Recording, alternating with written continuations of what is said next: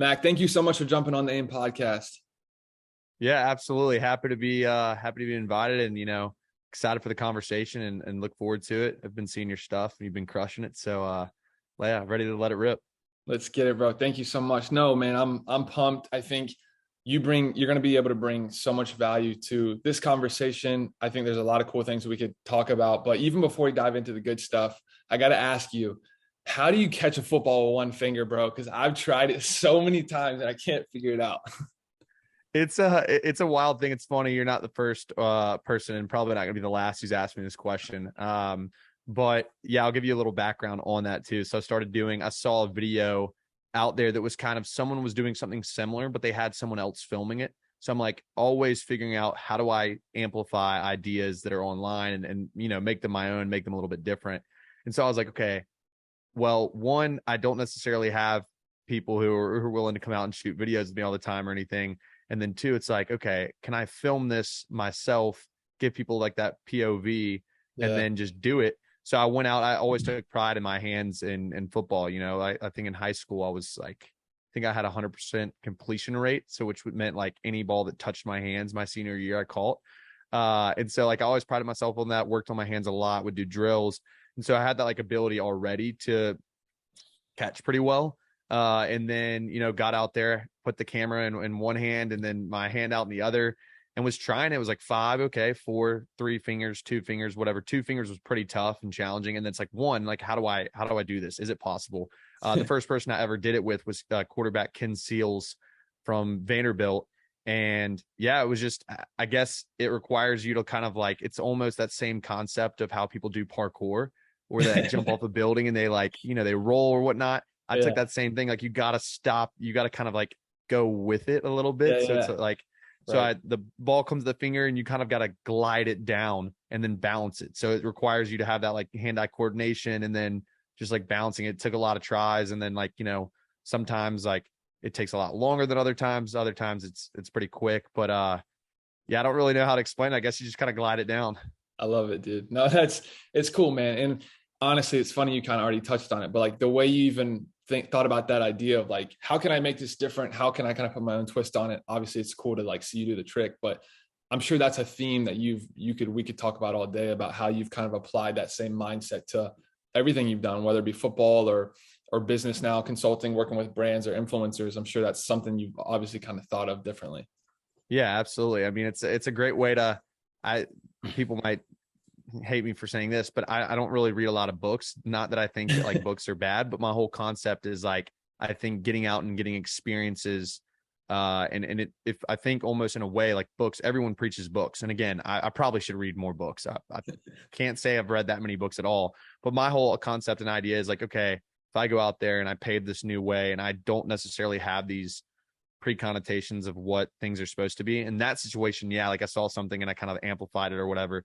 But for the most part, I like to try to like do things just differently. Like that's the style. Like people say you can't do something this way. I like to go out and do it completely the opposite, or test like the norms and like the way that people think things can be done. And I think that's helped me like creatively, whether again, working for businesses, brands, whatever it may be, coming to the table with ideas that people might not even have heard of before.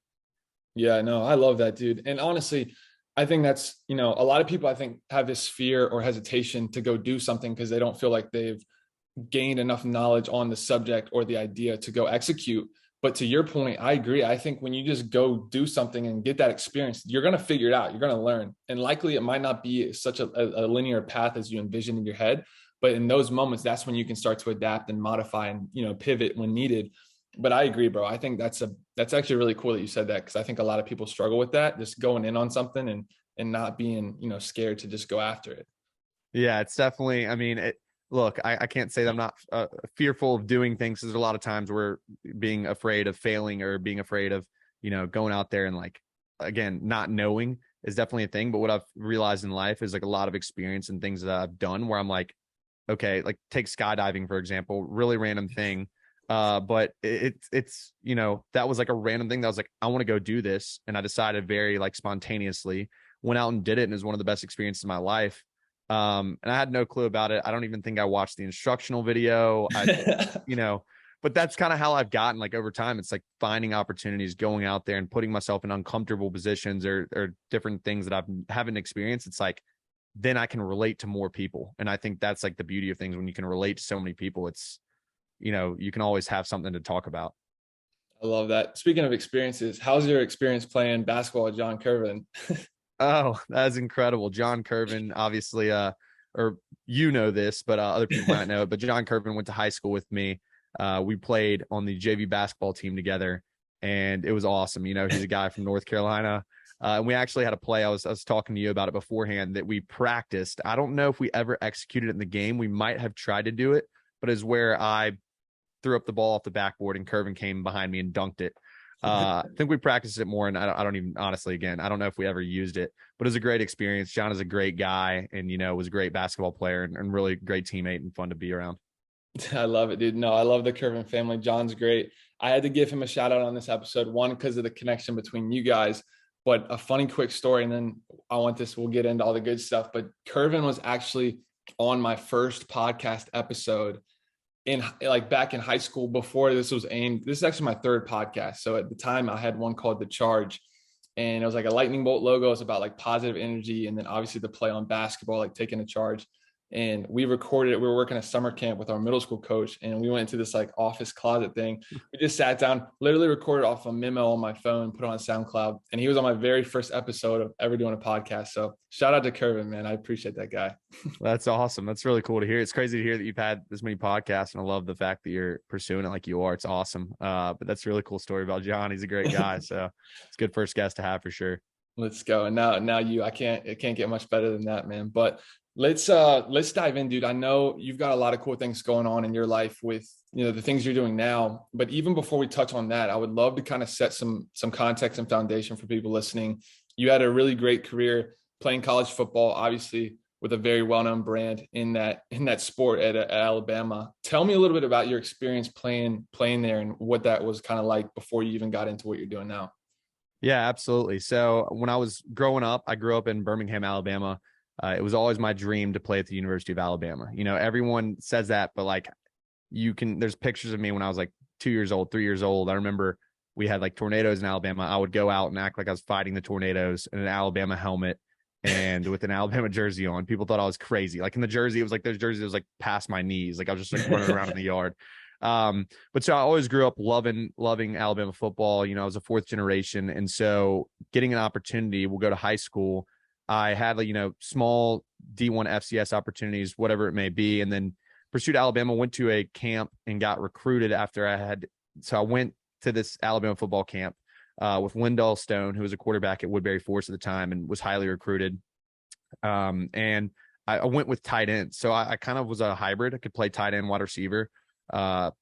Played mostly offense in high school, but when I was at this camp, went as a tight end and was kind of doing really well in one-on-ones and different events. And, one guy, Bobby Williams at the time, who was the special teams and tight ends coach at Alabama, came up to me, got my information. And then from there on, I got a preferred walk-on and was like, okay, I'm going to take this. And it's a really funny story. So I ended up getting a phone call and they're like, hey, we want you to come play for Alabama. We don't have any other scholarships available, but we want you to play here, preferred walk-on opportunity, which is essentially, you don't have to try out. You come in, you're on the team. They do like very few of them a year. So it was a cool opportunity. And I was like, okay, like 100%, like you already know that I'm doing this. Then I'm pretty sure I tweeted it out or something. And and there's articles coming out since I was a fourth generation. I had a solid high school career.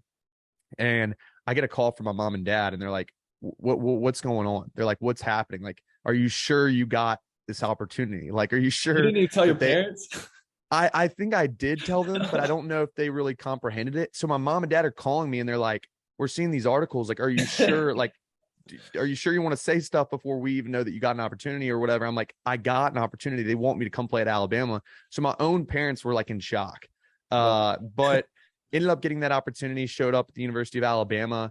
I would say when I came in, wasn't necessarily, I thought I could compete, but didn't necessarily think I would get like, playing time or anything like that. And as the years went on, it was just like, okay, I'm with these guys. I'm getting to compete against the best defensive backs and the best defense in the country every day, whether it's on scout team or whatever it may be, and started to grow in confidence. My playing ability was, like went up tremendously.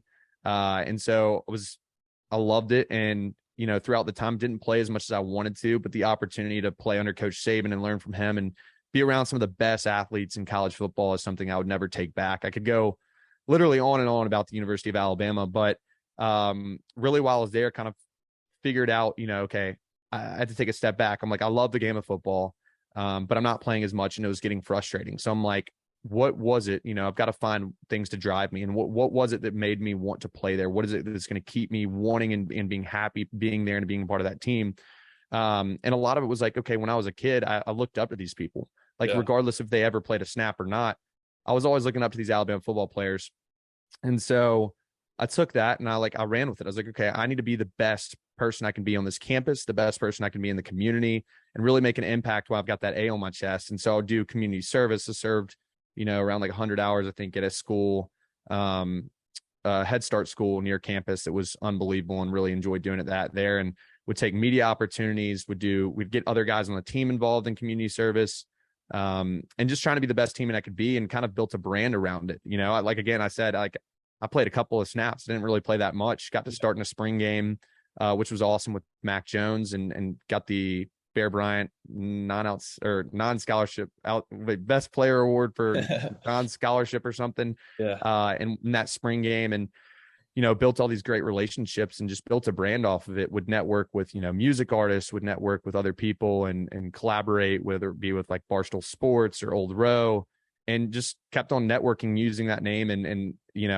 just being the best player I could be and best person I could be, because I realized that okay, a lot of people want access to that locker room. So how do I provide as much insight or access without going against anything that would make the team upset or whatever? And did that, and it kind of made me like a little bit known around the university, and propelled me into the stuff I'm doing today. So I know that was a lot, but all in all, experience at Alabama, I could go on and on about it. We could talk about it for days and days, because I love that program. I love Alabama football, and learned, more than anything, and built some great friendships and relationships that I still have today. So that's so cool, bro. And I think it's safe to say that you've obviously brought them a lot of value, maybe not as much on the field, but just, everything you've contributed to the program is super cool. And I'm glad you brought that up, because I wanted to touch on even the perspective of that experience outside of the football field, because I'm sure playing for a brand like that, in that atmosphere and under those magnifying glasses and all the different, outlets you would have access to, what I want to hear a little bit more about that side of things, because it sounds like you did a good job of kind of soaking that in as well. And I'm sure there's some stuff that you got to see or kind of experience that's pretty unique to being in a place like that. So you're talking about outside of football? Yeah, just being able to kind of, like you said, represent the A and be on the team, but at the same time, you're getting to meet up with cool people that are, interested in the brand, and you're able to kind of do some really cool stuff through it. Yeah, again, it was this idea that I realized, okay, a lot of people, especially myself when I was younger, looked up to Alabama football players, whether it's someone on campus, whether it's a janitor, whether it's a custodian, someone working the dining room. And so I realized that, and could walk around with that purpose, knowing that, okay, anyone can make anyone's day, but when you're an Alabama football player, there's a lot of people who all I can, like a little kid coming after a game and asking for an autograph or something, me saying the words hey, and taking the time and getting to know that kid and being like, look, you can be here one day, and all this stuff makes a huge impact. Whereas a regular person doesn't have that ability. Sure. In a sense, because they don't wear, they weren't wearing the A. And so it was really just, it was awesome. The people around campus respected you. You had a respect, and you were held to a higher standard on and off the field. So off the field, I'm having to be, the best person I can be, because you're representing that A. It's like representing your family name. And yeah, the opportunities that it was cool. I think Lil Keed, who passed away this past year, I got to know him because of the fact of his team liked Alabama football, invited them to a game. They didn't end up getting to come, but it'd be things like that where I knew, Benny the Butcher, another guy, got to meet him kind of through Alabama football, or Gary Vaynerchuk, the original connection was through Alabama football. So it was cool. I realized that early on at my time at the university that, okay, people again want to get an in or want to know something about it or feel like they're a part of the program. And so how do I make as many people feel a part of it as possible or feel included? And, how do I make the biggest impact using my name and the Alabama football name to help others and just, make people happy.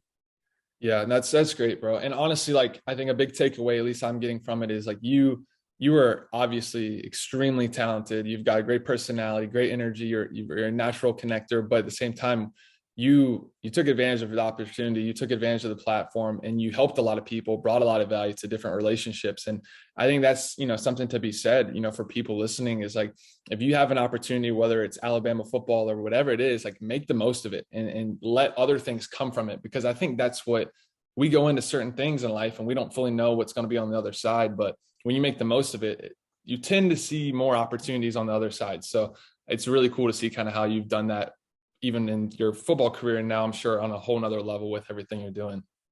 Yeah, absolutely. And you made a great point. I mean, it's like whatever you do, no matter what it is. I mean, Coach Saban has a story that he loves about or it's a quote, I think, from Martin Luther King, like, you're going to be a street sweeper, be the best street sweeper you can be.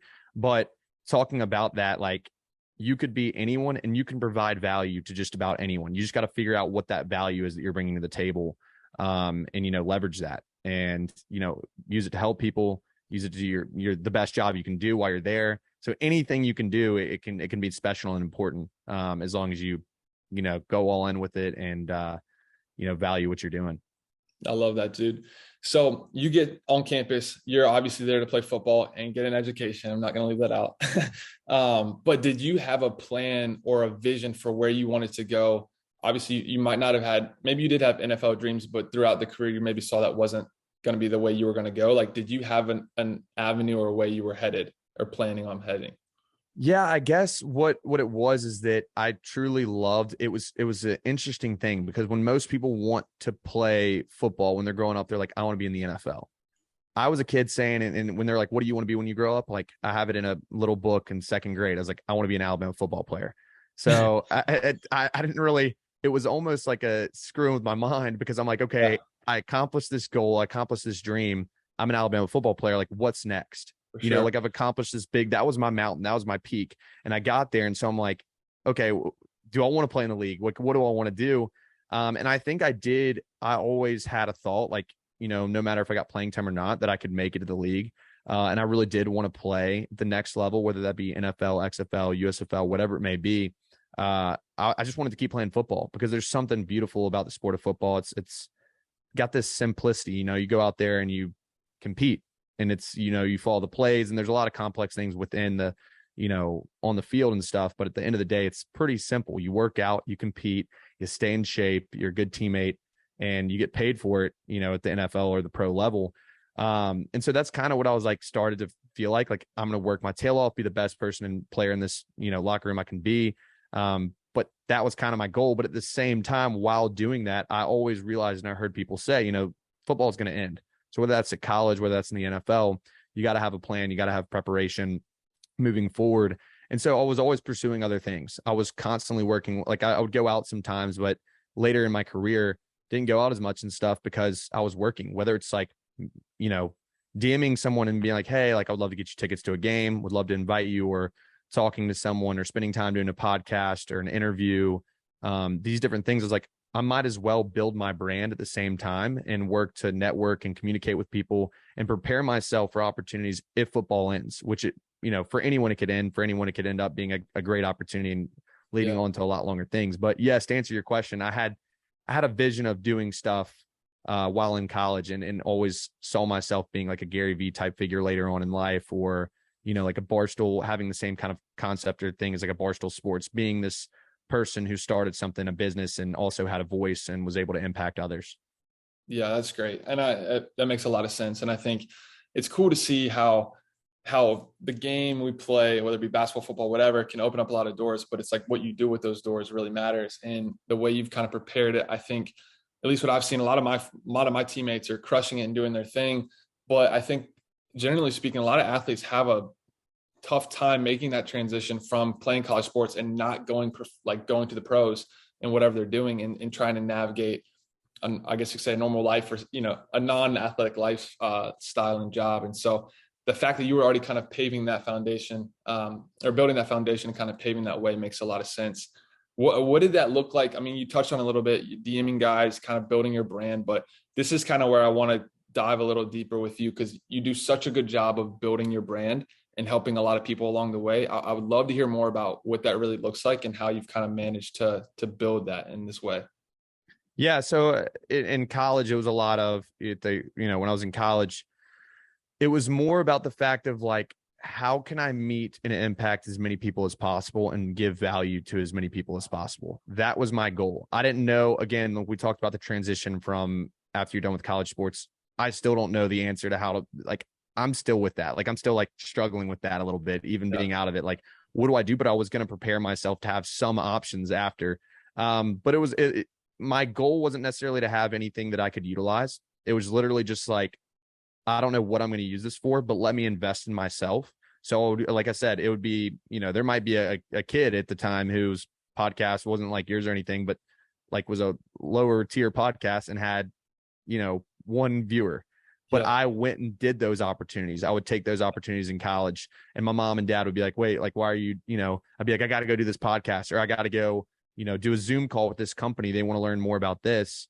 And I would take these opportunities. I wasn't getting paid for them. And it's a little bit like, sometimes it's like, gosh, why am I doing this? But again, it was all about investing into myself. So taking opportunities and realizing that those opportunities don't always have to be monetary value. It can be an investment in yourself. And I kept on investing in myself, working with other people, talking to other people, networking constantly, showing up at events, bringing my friends, my teammates with me places and introducing them to people and providing value all around. So it's just this whole thing of providing value. And, like just doing a lot for other people all the time. Yeah. That's super cool, dude. I love that. And I think, what a lot of people don't see, it's easy to look at your life on social media or from the outside and be like, man, he's killing it. And you definitely are. But what a lot of people don't see is the back end, all the hard work, all the relationships, all the messages, all the calls, all the things like you making introductions. Like that's what a lot of people don't see.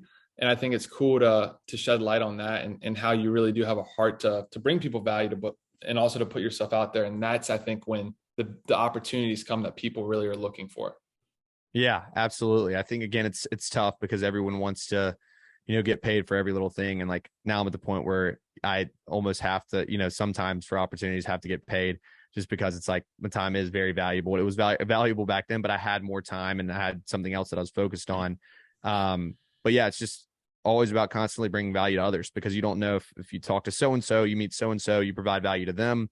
Or one of my favorite things to do is take so-and-so over here, both would love to meet each other, would love to know each other, could benefit from each other and introduce them because then you're the guy who introduced them. And so if you keep doing that, you have this just massive network built up on, I met so-and-so. People like, how did y'all meet? Like, oh, we met each other through Mac Hereford, and it's like, that's a fun thing to it's a good feeling.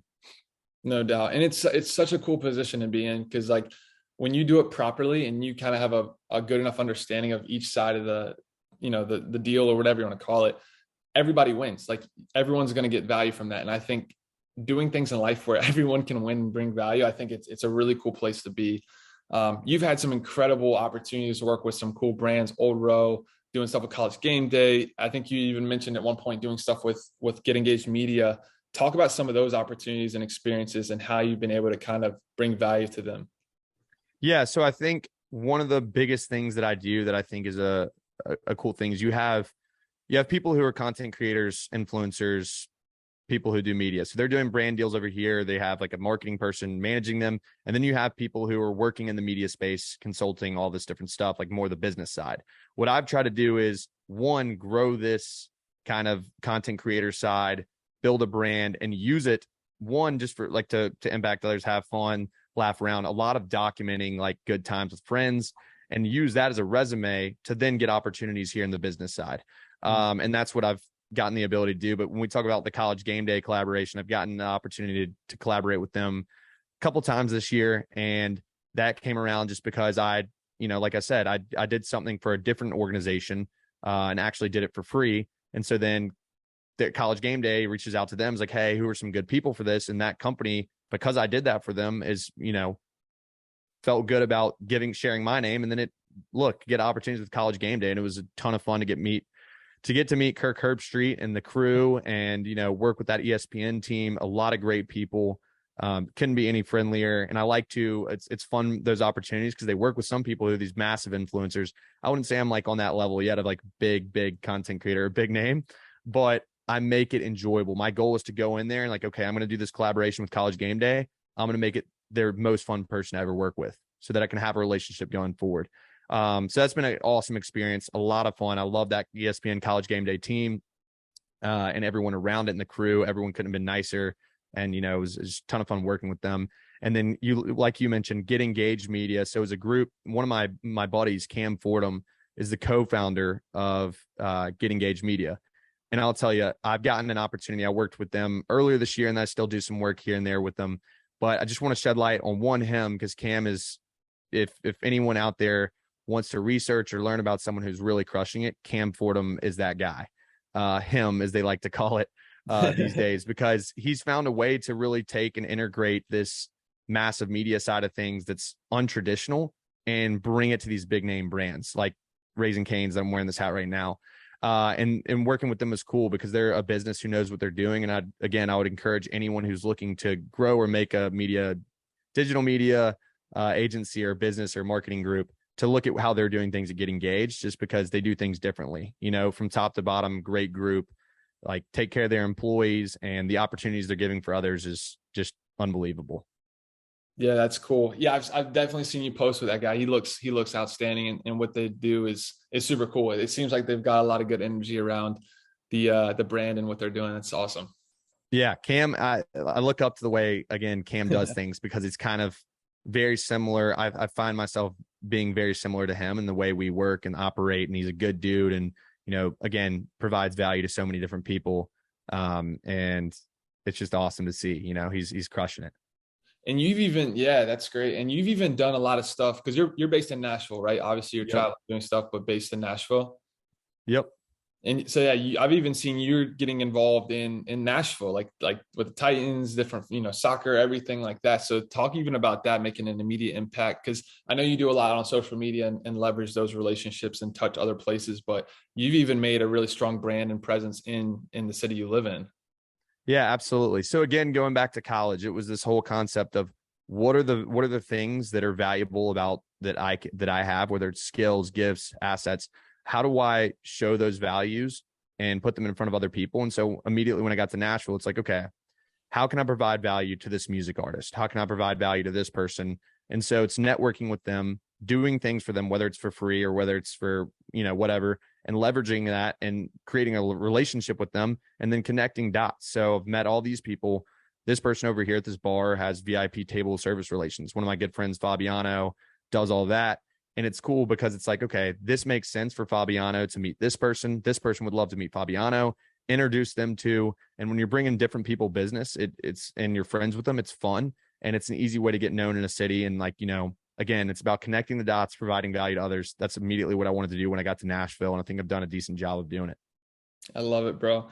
That's so cool, man. And it's, again, not to belay the point, like, not to kill the point, but it really does come down to bringing people value. And I think when you go in with a heart posture of serving and saying, what can I bring? What can I give? What can I, who can I introduce to help? And you come with that heart posture, 10 times out of 10, it's going to come back full circle and work out for you in the end, because it's just the way things work. And I think when people go in with a selfish mindset of like, how can I get more money here? How can I, meet this person for my own selfish good, and don't have that right mindset, it really doesn't work out that way. Absolutely. Yeah. I would say it's like, it can be exhausting at times, but it's definitely, what I feel called to do, is just helping and connecting others and providing value. It's fun to do it. I'm super curious, because I know you do travel a lot. You crush it in Nashville, but you move around some. Like I've been traveling a good amount since I got done playing college basketball. How do you manage? Like, I don't know if some people aren't routine people. I feel like I'm relatively a routine person, so that's been something I've had to adjust with. But how have you kind of managed living a life where you are traveling, meeting a lot of people, and just trying to understand like how to navigate that properly? Yeah, it's very tough to do, and I don't think I've done it, the best way, or the I think I could do it better. But a lot about it is, okay, figuring out what kind of person you are. Like you said, I think because we're athletes, we thrive with structure a lot of times. Yeah. And so it's creating, although it's like my life is like structureless, it's like people ask me, when do you work? I'm like, I don't work, but I work all the time. I'm Right. 24/7 working. I could be texting someone about some kind of work thing when I'm at the bar at 12 p.m. at night, 12:30, 1 a.m. in the 1 a.m. in the morning, whatever it may be. Yeah. I could be working, but the traveling and stuff can get exhausting, and it's a lot. And like I said, I thrive on structure, so that's been tough for me. But one of the couple of the ways that I've been able to combat that are just by creating mini structures, microcosm type structures, I guess is the right word. I don't know, trying to use a big word there, but like basically small things. Like if it's like working out, what's something that I can do consistently every day, no matter where I am? Working out. So I get a workout in almost every day. I read a devotional every day. I do different things and different steps every day that I know will provide structure. And then I try to structure my days out. I have a calendar. And again, it could be like I make my calendar today for tomorrow, like I plan out tomorrow from the day. I'm always on the go, and you got to be okay with it. And I think that's like letting go of the fact that like, okay, it's all going to be okay. And just taking a lot of opportunities and traveling and just going all into these different things and realizing to stay present. Because a lot of times if you're thinking about the future or the past, That's you get good. caught up in those things and you're not having as good as a time. So I like to stay present, jump into opportunities, and just go for it. So good, bro. That's helpful, man. That's helpful to me. Hopefully someone listening can take from that, but that's awesome, man. You play a little bit of golf. I know you're a football athlete, football player, but I know I've seen you on the golf course a little bit and doing different things, different charity events. And you're working with Old Row as well, right? With golf. Yeah, so I'm Old Rose golf personality. I got into golf probably a year and a half ago, 2 years ago almost. Um, Basically, that whole thing happened because a lot of my family likes to play golf, but my grandmother and grandfather were great golfers. And my grandmother gave me her old clubs like a while ago. I never really used them. They're too short for me. I'm like bent over like a hunchback when I'm trying to use them. But I was playing with these women's ping clubs. I had about 7 putters in my bag. There's a video online that shows off my bag. It's like 7 putters. I didn't even have a driver. But I played one day with my cousin, David Faulkner, who played college tennis at Belmont. He was in Nashville. So he took me out to play one day, and I was with his buddies, and I pull out a 5-iron on a par 4 and almost hit it to the green. And then I was like, okay, like that's golf. Like it gets you hooked, So it was like one little thing that happened, and then I end up eagling, or had an eagle or a birdie, one or the other on the hole, and kept on playing golf. And then it's like Old Row. I had a connection with the owner there who we talked and communicated, and they didn't have like a golf page or golf brand they were really pushing at the time. And we worked out a relationship where it's like, okay, I'll be their golf personality. I'll go out there and play. And it's kind of cool. And it's interesting because you would think golf personality, they need to be good at golf, like far from it. I just enjoy the sport and love connecting with others on the course and just going out there and having fun. And so that's been really fun getting to work with them and use, it just like that relationship to propel myself in the golf world. I've done stuff with PXG. And yeah, I've played in a lot of charity tournaments and events, and actually played in one this past Monday. So 2 days ago, and my team won with the net overall score, which was kind of cool. It was my first Wow. golf scramble team win. Let's go. Congrats on the win, man. I'll come out to Nashville. We'll go play. I'm not very good, but I definitely recognize the importance of it. It's just a good game. Honestly, though, I do think you obviously can have a great career in golf and play forever, but pickleball is another thing I've seen you do. Talk a little bit of that, because I think that is something that's growing, and you've kind of been in that space too. Yeah. So I like to jump into like just about anything. But pickleball, I think around, again, the same kind of time, maybe a year and a half ago, 2 years ago, my parents were into it, and they're like, this sport pickleball, you got to play it. And I'm like, no, I'm not sitting on the small court. I'm like, I can't do that. Like I'm an actual athlete, like telling that to my parents and stuff. What I realized is that pickleball is not that easy. It's really hard. And it's really competitive, a ton of fun. Almost, I like to compare it to a mix between tennis and ping pong, kind of a mix between the two. Sure. And just got into it. Like my parents showed me the sport. I was playing with my family, my friends, and was like, okay, this sport's growing a lot, and there's a space I need to be in and educated about. And ever since, it's been booming, and I've kind of tried to make it a wave of it across Nashville, like inviting different friends to come out. I think I've probably bought like 16 to 18 people alone to the sport of pickleball. And then at the same time, I talked to a company, and they're like, hey, like we would love to talk to you about pickleball. End up making a pickleball paddle and coming out with my own paddle that's now sold out, but I'm debating. I think I might do some work with them in the future. And, come out with a new paddle or whatnot, but just want to be in that space and use that as an opportunity. Again, I didn't promote it that much. I didn't push it that much. It was organically sold.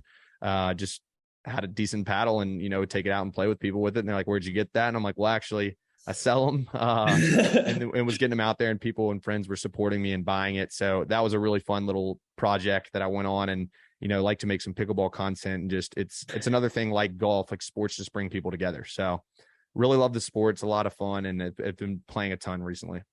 That is so cool, man. Yeah, dang, I missed the window. I wanted a paddle, dude. I wish I didn't know there was. I might come out with a newer version that might be a little bit more improved too. So I'll keep you in the loop about it. I love it, bro. Please do, man. No, I appreciate it, man. It's cool to hear everything that you're doing, and honestly, I love your heart posture behind it, because I know you do come at it with a very genuineness of just wanting to help people, bring people together, and that's so powerful, man. What do you have kind of going on for big goals or visions of where you want this thing to go? Obviously, that might be a tough question to answer considering the nature of kind of how you operate, but are there any projects you want to shed light on, or some visions or goals you're trying to tackle? Yeah, I would say, gosh, this is all over the place. Juicy question. I wish I had a more definitive answer. Whiteboard, like map it out. Yeah, I know I should do that, but I have a lot of goals and a lot of visions. I really want to be a trailblazer. I think that the way I do things, again, a lot of people say, and this will come back to bite me in the butt, but because I'll probably in like a year or two change this whole entire methodology that I'm going with. But everyone says, like, you got to stick to one thing. You got to pursue one thing at a time. And I get that. I completely do. But if you look at the way at Alabama, it was like I had Alabama football, but then I was doing all this other stuff on the side, and I made it work.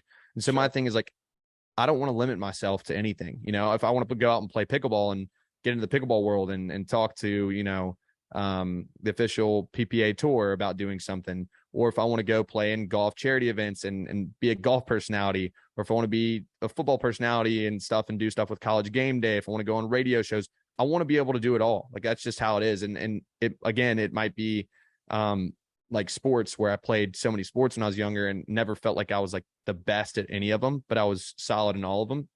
But I think at the end of the day, I want to keep doing those different things, and all trying to lead to a certain vision of probably being something like a Barstool Sports or a Gary Vee at the end of the day, someone, or a Cam Fordham, guys who are like utilizing this social aspect and being a voice to others, but also having the ability to bring in and produce talent, make talent. Like, take my friend who, is really impressive at this with social media, or whatever it may be, golf, and take them and say, hey, let me put you in a place to succeed. Let me teach you how to make content, and let me make you boom. Or there's a company that is out there, and I'm like, wow, I really love your vision.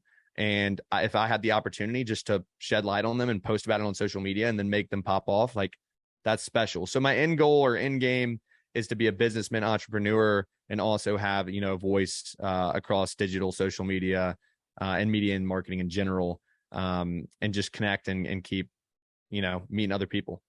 So good. I know it's all over the place, but I love it. We're super fortunate. We live in a time where we can do that. Like, if you do it properly, you know how to navigate the waters and how to bring people value. Like, you totally can do all of it. You really can. And I think that's where it's a fun time to be in. It's a fun time to be creative. And that's when things can get really, like, if you can create systems, you can understand your bandwidth, you can understand how to leverage your connections and bring people value. It's like, what can you not do? There's really no limitation. Yeah, absolutely. Let's go, man. Dude, I can't thank you enough. This has been a really fun episode. You're an amazing guy. Thank you for the time of coming on. And I know our community, our AIM fam, definitely enjoyed this conversation.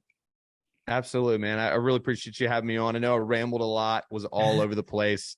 Sometimes it's hard for me to be like in one direction, but that made me laugh because I was thinking of the band. But yeah, so it's hard for me to be in one spot, and there's a lot of topics we covered, but absolutely would love to come back on sometime, talk a little bit about more things, and hopefully provided some value to others out there. And again, happy that we made this work.